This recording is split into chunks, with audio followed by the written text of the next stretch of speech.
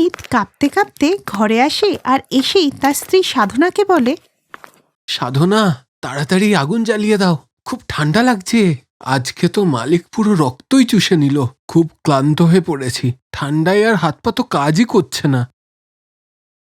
আরে আগুন কি করে জ্বালিয়ে দেব? ঘরে তো কাঠই নেই আগুন জ্বালাবার জন্য। আজকে বাবার শরীর সকাল থেকে খুব খারাপ হয়েছে। আমি সবসময় বাবাকে বলি যে ঠান্ডা জলে স্নান করো না, কিন্তু উনি আমার কথাই শোনেন না।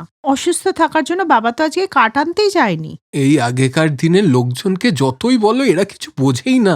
আরে আমরা গরিব তো কি হয়েছে, আমাদের ঘরে অন্তত উনুন তো আছে, সেটাই আমরা জল গরম করে তাতে স্নান তো করতে পারি। সুমিত যখন তার বাবাকে নিয়ে চিন্তায় এসব কথা বলাবলি করছিল, তখনই ওখানে বাবা এসে বলেন, আরে সুমিত, তোকে আমারও তো চিন্তা করতে হবে না, এই সর্দি কাশি কয়েকদিনে ঠিক হয়ে যাবে। তখনই ওখানে কাস্তে কাস্তে রাজু এসে বলে, মা, ওইসব কথা ছাড়ো, এখন তো বাবাও চলে এসেছে, তাই বলছিলাম কি যে বাক্স থেকে কম্বলটা বের করে দাও না। হ্যাঁ সে তো ঠিক, যা ঠান্ডা পড়েছে চাদরে আর ঠান্ডা যাচ্ছে না।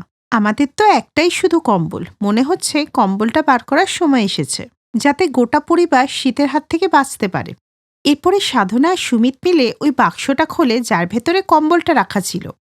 যেই ওই বাক্সটা খোলে তখনই ওর ভেতর থেকে দুটো ইঁদুর এদিক ওদিকে চলে যায়।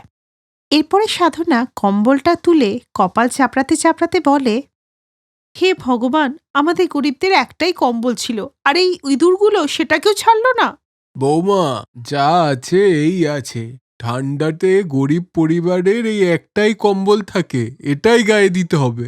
এরপরে ওরা ওই কম্বলটা গায়ে দিয়ে ঘুমালো, কিন্তু কম্বলটা দিয়ে বাজে গন্ধ আসছিল, আর কম্বলটা জায়গায় জায়গায় ফেটে গেছিল। এর জন্য পুরো পরিবার গোটা রাত শীতের জন্য কষ্ট পেল, আর এই করে রাতে কারোরই ঘুম হলো না। তারপরে সকালে সুমিতের বন্ধু ভীম ওদের বাড়ি ছুটে এসে বলল, ভাই সুমিত, জলদি চল, গ্রামের জমিদারের ছেলে হয়েছে, তাই এই খুশিতে সবাইকে মন্দিরের সামনে কম্বল বিলি করছে।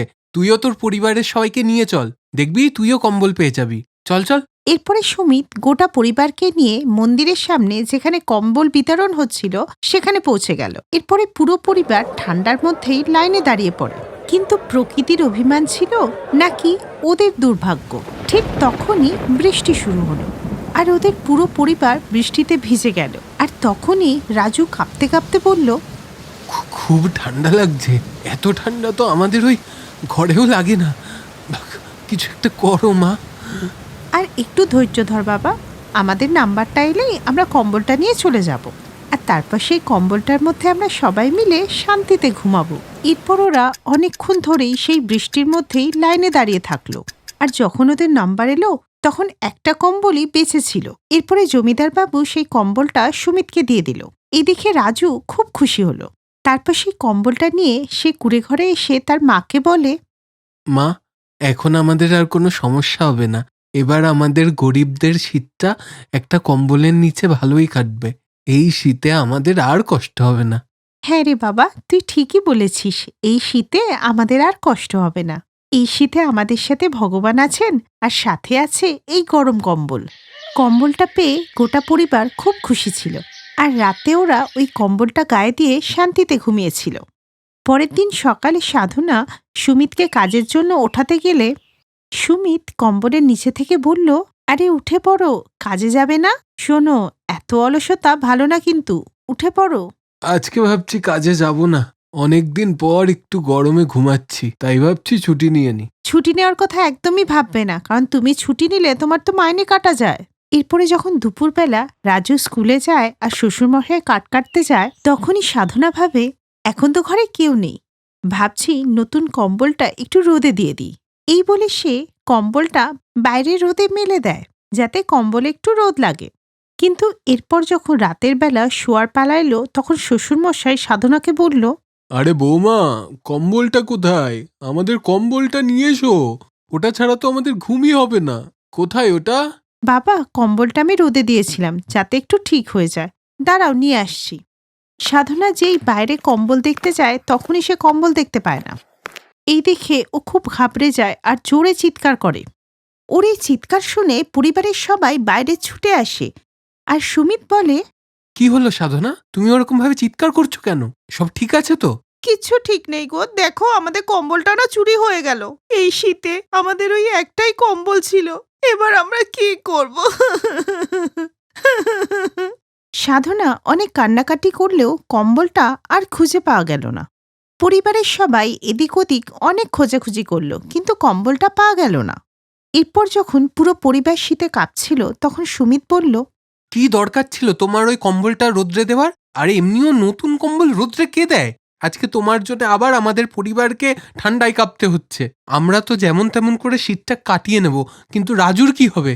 আমি কি করে জানবো যে এই গ্রামে মানুষের থেকে বেশি চোরেরা থাকে, যাদের এই গরিব পরিবারের ওপরে এইটুকু মায়া হবে না আর কম্বলটা চুরি করে নিয়ে যাবে? আমার একটা ভুলের জন্য আজ আমার পরিবার আবার শীতের কবলে পড়ল। গোটা পরিবার যখন শীতে কাঁপছিল, তখনই সেখানে জমিদার বাবু এসে বললেন, কেমন আছো সুমিত? আর তোমাদের এত চিন্তাই দেখাচ্ছে কেন? আর কি বলবো জমিদার বাবু, পুরো পরিবারে একটাই মাত্র কম্বল ছিল ঠান্ডায় বাঁচার জন্যে, সেটাও আপনি দিয়েছিলেন, সেটাও চুরি হয়ে গেছে। এখন আমরা ঠান্ডায় কি করব? এই শুনে জমিদার বাবু হেসে বললেন, সুমিত, মনে হচ্ছে তোমার ভাগ্য অতটাও খারাপ না যত তুমি ভাবছো। আমি গ্রামের সব পরিবারের সমস্ত সদস্যকে একটা করে কম্বল দিয়েছি, শুধু তোমাদের পরিবারেই একটা কম্বল এসেছিল, তাই বাকি কম্বল এনে ভাবলাম তোমাদেরটা দিয়ে আসি। এই কথা শোনার পর গরিব পরিবারের চোখে খুশির ঝলক ফুটে ওঠে। এরপর জমিদার তার লোককে ডাকলে সে 3টে কম্বল নিয়ে ওখানে সে হাজির হয়। আর এই দেখে রাজু বলে, আরে বাহ, জমিদার সাহেবের তো কোনো তুলনাই হয় না। এখন আমাদের বাড়িতে আর কারুর ঠান্ডা লাগবে না, 3টে কম্বল। এই শুনে জমিদার বাবু রাজুর মাথায় হাত বোলায় আর খুশি হয়ে ওখান থেকে চলে যায়। ওই দিনের পর থেকে ওদের আর শীতে কষ্ট হতো না। সুমিত সারাদিন পরিশ্রম করত আর রাত্রিবেলা ঘরে আগুন জ্বালিয়ে কম্বলের উপর বসে থাকত। এখন সুমিত আলাদা একটা কম্বল নিয়ে ঘুমাতো, আর রাজু তার মাকে নিয়ে অন্য একটা কম্বলে শুতো, আর মনীষবাবুও আলাদা কম্বল নিয়ে শুতো। কিন্তু সাধনা কোনোদিনই সেই ইঁদুরে কাটা পুরনো কম্বলটা ফেলেনি, আর গোটা জীবন একটা স্মৃতির মতো সামলে রাখে। এই কম্বলটা ওদের সেই পুরনো দিনের স্মৃতির কথা মনে করিয়ে দেয়, যখন ওরা সবাই মিলে ওই একটা ছোট্ট কম্বলে শুতো।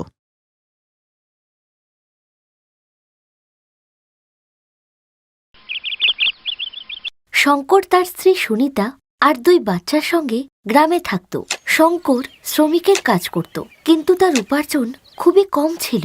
সুনিতা সোয়েটার বোনার কাজ করত, আর তাতে তার কিছু উপার্জন হতো। তুমি চিন্তা করো না, ঠান্ডা তো আর কিছুদিনের মধ্যেই পড়বে। কয়েকটা সোয়েটার বোনার কাজ ঠিকই পেয়ে যাব, আর ওই টাকা দিয়ে আমি সংসার ঠিকই চালিয়ে নেব।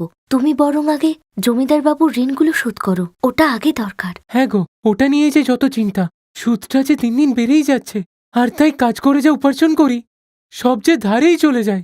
শঙ্কর যা উপার্জন করত তা তার ঋণ শোধ করতেই চলে যেত। তাই সুনিতা সোয়েটার বোনার কাজ করত। সুনিতা খুব সুন্দর সোয়েটার বুনত, বিভিন্ন ধরনের ডিজাইনের সোয়েটার, টুপি, মোজা, কার্ডিগান খুব সুন্দরভাবেই বুনত।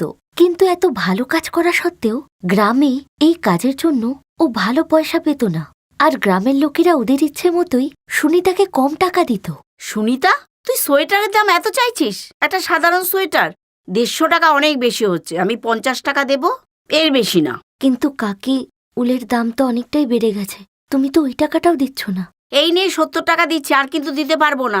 না হলে তোর সোয়েটার রেখে দে বাবা, আমার চাই না। সুনিতা টাকা নিয়ে বাড়ি চলে এলো। শঙ্কর খুব চিন্তিত ছিল।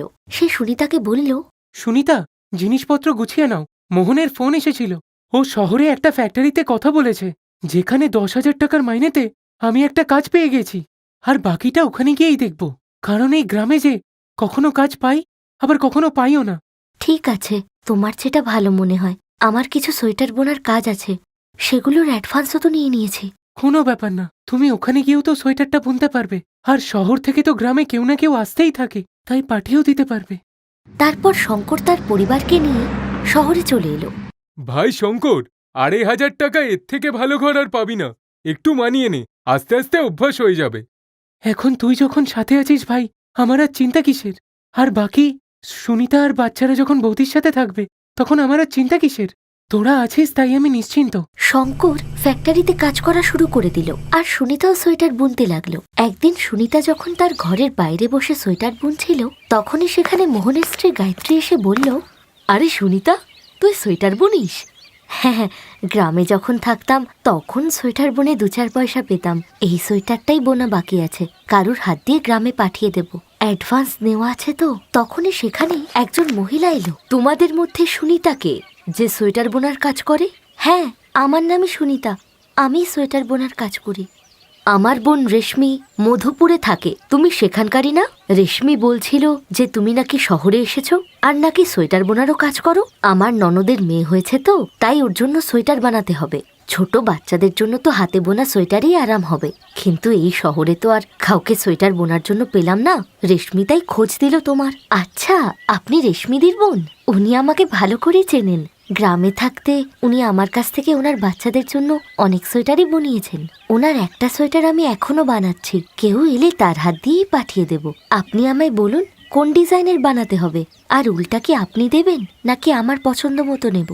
উলটুলের ব্যাপারে আমি অত জানি না, তুমি তোমার পছন্দ মতো ভালো একটা কোম্পানির উল নিয়ে নিও। ছোট্ট বাচ্চার জন্য তো মোলাই মুলি ভালো হবে। তুমি আমার জন্য 3টে সেট বানিও, কেমন? যা পয়সা হবে দিয়ে দেব। ওই মহিলাটি সুনিতাকে 3টে সোয়েটারের অর্ডার দিয়ে সেখান থেকে চলে গেল। আর তখনই শঙ্কর দুহাতে ক্ষত নিয়ে যন্ত্রণায় কাতরাতে কাতরাতে সেখানে চলে এলো। আরে কি, তোমার হাত দুটোই ক্ষত কেন? ভাইকে তো ডাক্তার দেখাতে হবে, পাশেই ডাক্তার বসেন। তোরা এক্ষুনি আমার সঙ্গে চল। গায়ত্রী ঠিকই বলেছে, চলো বৌদি, চল শঙ্কর। শঙ্করকে নিয়ে মোহন, সুনিতার গায়ত্রী ডাক্তারের কাছে গেল। মেশিনের সামনে কাজ করার জন্য ওনার হাতের মাংসপেশি ফুলে গেছে। এর আগে কি উনি কখনো মেশিনে কাজ করেছিলেন? না না ডাক্তারবাবু, গ্রামে তো ওই চাষবাস আর দিনমজুরের কাজ করতাম। এই শহরে 1 মাস হলো কাজের জন্য এসেছি, এখানে এসেই প্রথম মেশিনে কাজ করছি। তাই এমনটা হয়েছে। এখন 2 মাস মেশিনে কাজ করা থেকে বিরত থাকতে হবে, নয়তো হাতের সাথে শরীরেরও ক্ষতি হতে পারে, বুঝলেন? কিন্তু ডাক্তারবাবু, কাজ না করতে পারলে যে অনেক বড় সমস্যায় পড়ে যাব। কিন্তু বিশ্রাম না করলে যে হাতের সাথে শরীরটাও যাবে। তাই এখন আপনি 2 মাস ওষুধগুলো খান আর বিশ্রাম নিন, আর তারপর এই কাজ ছেড়ে অন্য কাজ করুন। শঙ্কর এই ভেবে শহরে এসেছিল যে উপার্জন করে তার ঋণ শোধ করবে, কিন্তু এখানে এসে যে তার চিন্তা আরো বেড়ে গেল। কিছুদিন পর সুনিতা ওই মহিলার 3টি সোয়েটার বুনে দিয়ে দিল। এই সোয়েটারটা তো খুব ভালো বানিয়েছো, আমার ননদের খুব পছন্দ হয়েছে। ও বলছিল যে তুমি বড়দের সোয়েটারও বানাতে পারো। হ্যাঁ হ্যাঁ, বানিয়ে দেব। আপনি একটু সবাইকে বলে দেবেন, তাতে আমার একটু উপার্জনও হবে। কি হলো, তোমাকে চিন্তিত দেখাচ্ছে? গ্রাম থেকে শহরে এসেছিলাম একটু কাজের আশায়, আর শহরে এসেই আমার স্বামী অসুস্থ হয়ে গেল। ডাক্তার ওকে 2 মাস বেড রেস্টে থাকতে বলেছে, আর তারপরেও মেশিনের কাজ করতে বারণ করেছে। তাই ভাবছিলাম 2-4টে সোয়েটার বুনলে কটা টাকা পাবো। ঠান্ডাও তো পড়ছে, তাই কেউ যদি বানায় একটু বলবেন আমায়। হ্যাঁ হ্যাঁ, আমি সবাইকে বলে দেব, তুমি চিন্তা করো না। এই বলে ওই মহিলাটি ওকে সোয়েটারের টাকা দিয়ে চলে গেল, আর ওর ব্যাপারে প্রতিবেশীদেরকেও বলল। ধীরে ধীরে সুনিতা আরো অর্ডার পেতে লাগলো। বোন, আমি উলের ব্যবসা করি। শহর থেকে অনেক লোক আমার কাছে উল কিনতে আসে, আর ওদের মধ্যে অনেকেই হাতে বোনা সোয়েটারের খোঁজ করে থাকে। তাই আপনি যদি সোয়েটারগুলো বুনে দেন, আপনাকে ভালো টাকা দেব। ঠিক আছে দাদা, কটা সোয়েটার বানাতে হবে একটু যদি বলেন। 2টো ছোট বাচ্চাদের সোয়েটার বুনতে হবে, ছেলে মেয়েদের ডিজাইনের। আর বানানোর জিনিসগুলো আমি রাজুর হাতে পাঠিয়ে দিচ্ছি। সুনিতার সোয়েটার বোনার কাজ আরো বাড়তে লাগলো, আর সাথেও রূপার জন্য। সুনিতা, আমি ভাবছিলাম তুমি যদি গায়ত্রী বৌদির একটু সাহায্য নিতে, তাহলে তোমার একটু সাহায্য হতো। একা একা তুমি যে ক্লান্ত হয়ে পড়ো, আর বাকি মালগুলো পৌঁছে দেওয়ার কাজটা আমি করব। তুমি ঠিকই বলছো, মোহন দাদারও তো খরচ কম নয়। ঘর ভাড়া, রেশন খরচ। গায়ত্রী বৌদিও যে বাড়িতে কাজ করতো, ওর সেই কাজটাও চলে গেছে। আমি আজই ওনার সঙ্গে কথা বলছি। সুনিতা গায়ত্রীকেও ওর সঙ্গেই কাজ করতে বলল। তুই খুব ভালো রে সুনিতা, আমি নিজে থেকে বলার সাহসই পাচ্ছিলাম না। জানি না তুই আবার আমায় কাজে নিবি কিনা। না না গায়ত্রী বৌদি, এরকমটা নয়। মোহন দাদাও তো আমাদের বিশ্বাস করেই এখানে এনেছিল, আর তোমরা ছাড়া আমাদের এই শহরে আর কেই বা আছে। তাই তুমি আজ থেকেই আমার সঙ্গে কাজ করবে, তাতে তোমার উপার্জনও হবে। ওই দিন থেকেই গায়ত্রী সুনিতার সঙ্গেই কাজ করতে লাগলো। ধীরে ধীরে সুনিতা অনেক মহিলাদেরকেই ওর সঙ্গে কাজে নিয়ে নিল, আর একটি দোকানও ভাড়া নিয়ে নিল। সুনিতা কখনোই ভাবেনি যে তার সোয়েটারের কাজ এত বেড়ে যাবে। ধীরে ধীরে সুনিতার কাজ বাড়তে লাগলো, আর শুধু এই শহরই নয়, আশেপাশের অন্যান্য শহর থেকেও সোয়েটার বোনার অর্ডার আসতে লাগলো। আর এইভাবেই গ্রাম থেকে আসা একজন গরিব মহিলা শহরে এসে তার পরিশ্রম এবং সততা দিয়ে তার ভাগ্যই বদলে ফেলল। মোহন, গায়ত্রী বৌদি, আমি যে হেরিয়ে গিয়েছিলাম, কিন্তু সুনিতা যে সবটা সামলে নিল, তাই আজ জমিদার বাবুর আমার ওপর 1 পয়সারও ধার নেই। আর এই সবই হয়েছে সুনিতার জন্য। তুমি ঠিকই বললে ভাই, আজ একমাত্র সুনিতার জন্যই আমাদের বাচ্চারা স্কুলে যেতে পারছে। না হলে তো মোহনের অতটাও উপার্জন নেই যে আমরা আমাদের বাচ্চাদের স্কুলে পড়াতে পারবো। আজ একমাত্র সুনিতার জন্যই সবকিছু সম্ভব হলো। এই কথা শুনে সুনিতা মুচকে হাসতে লাগলো, আর আজ তার চেহারায় ছিল স্বস্তির ছাপ, কারণ এই সাফল্য যে সে পরিশ্রম আর সততার দ্বারাই অর্জন করে। Best buddies. হ্যালো ফ্রেন্ডস, এই ভিডিওটা দেখার জন্য ধন্যবাদ। যদি এই ভিডিওটা তোমাদের ভালো লেগে থাকে তাহলে প্লিজ লাইক, সাবস্ক্রাইব আর কমেন্ট অবশ্যই করবে এই ভিডিওতে। আর হ্যাঁ, শেয়ার করতে ভুলো না কিন্তু। আরও অনেক মজাদার ভিডিও দেখার জন্য নিচে দেওয়া এই বেল আইকনটাকে প্রেস করো। দেখতে থাকো বেস্ট বাডিজ।